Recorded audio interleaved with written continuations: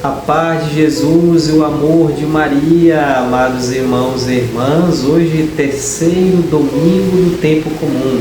O Evangelho é de Mateus, no capítulo 4, dos versículos 12 ao 23, vai nos dizer assim: Ao saber que João tinha sido preso, Jesus voltou para a Galileia, deixou Nazaré e foi morar em Cafarnaum, que fica às margens do mar da Galileia, no território de Zabulon e Neftali, para se cumprir o que foi dito pelo profeta Isaías: terra de Zabulon, terra de Neftali, caminho do mar, região do outro lado do rio Jordão, Galileia dos pagãos.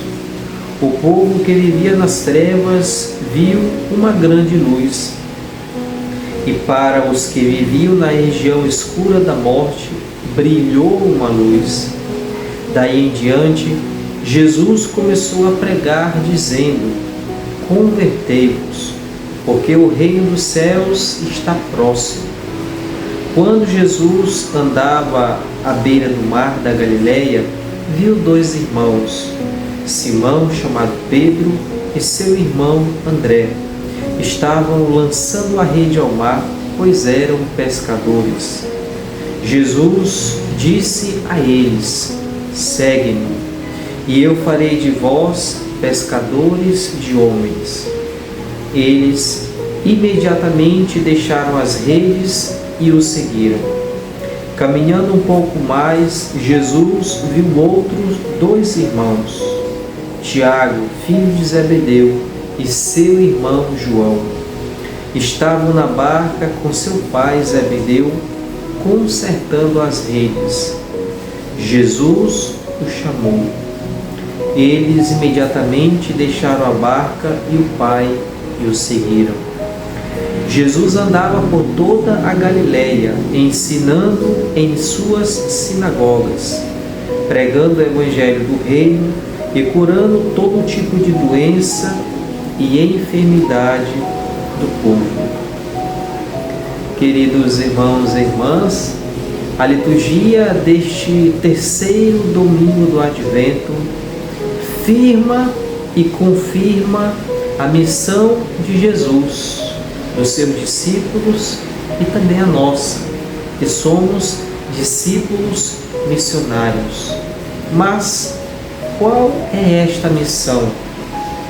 Estar nos lugares mais desafiadores e ali anunciar a esperança, anunciar a alegria, anunciar que a vida tem jeito, anunciar que não estamos sozinhos. Por isso devemos constantemente nos perguntar: onde devo evangelizar? E a resposta deve soar de forma natural, em qualquer lugar, aonde quer que eu esteja, evangelizar a partir do meu exemplo. Se precisar, uso de palavras, já dizia São Francisco de Assis. E a liturgia deste domingo nos dá dicas preciosas para que possamos evangelizar em locais mais dificultosos, em locais mais desafiadores. Tanto a primeira leitura quanto o Evangelho de hoje nos narram situações de perseguição, de sofrimento, de ameaças, de mortes. Esse é o contexto em que os eleitos, nós cristãos, somos chamados para atuar. Em meio a tudo isso, em meio a tanta desesperança, em meio a tanta desgraça, eis que surge uma semente de esperança, de paz, que insiste em germinar e gerar frutos, ou seja, é fecundo. A primeira leitura, que é uma profecia do profeta Isaías, apresenta duas localidades, terra de Zabulon, terra de Neftali, como que locais que foram esquecidos por Deus e por isso se tornaram terra de ninguém. Porém, em meio a essa realidade, em meio a esse abandono, que o profeta irá chamar de lugar da escuridão, lugar de morte, eis que surge a esperança, eis que brilha uma luz, e nessa escuridão para germinar a alegria. Eis que brilha uma luz. E que luz é essa? Essa luz é o próprio Cristo, que veio iluminar o mundo. Essa luz é a nossa proteção e salvação. É isso que nós cantamos no Salmo de hoje. É a luz da proteção da minha vida. O Senhor é a proteção da minha vida. Perante quem eu temerei? E a profecia de Isaías se concretiza no Evangelho que nos é apresentado hoje, a partir da narração de Mateus, em que nos coloca o início oficial da missão de Jesus. Devemos recordar que aqui é um contexto de violência, de perseguição. João Batista já tinha sido preso, vai nos dizer logo no início do Evangelho. João Batista já estava preso. E a missão de Jesus começa num tempo turbulento, num tempo cheio de conflito. E é nesse local que ele escolhe para consolidar a sua vida pública, para ali manifestar a glória de Deus. Ele que veio a cumprir a profecia que nós ouvimos na primeira leitura. É nesse lugar inóspito que Jesus começa a pregar a conversão. Convertei-vos, porque o reino dos céus está próximo. E por isso, diante dessas palavras de Jesus, hoje, onde nós devemos anunciar a conversão? Na nossa casa, em nossa comunidade, anunciar a conversão em nossos círculos de amizade. Será que temos falado de Deus aos nossos amigos? Anunciar a conversão onde quer que estejamos. E devemos ter essa consciência. A conversão não é magia, ela é um processo diário. A cada dia, a cada momento, é um processo. Iremos aprender aos poucos. E é importante termos em mente que esse processo não se caminha sozinho. Não podemos fazer de forma isolada. Nós precisamos de uns aos outros. E é nessa situação que Jesus chama os primeiros 4 discípulos: Pedro, André, Tiago e João, ou seja, 2 duplas de irmãos. E diante do convite de Jesus, eles o seguem prontamente. Eles deixam tudo, deixam a barca, deixam a família, deixam o trabalho para seguir Jesus. Jesus fala: olha, segue-me. E eles vão. Será que nós temos coragem para seguir Jesus?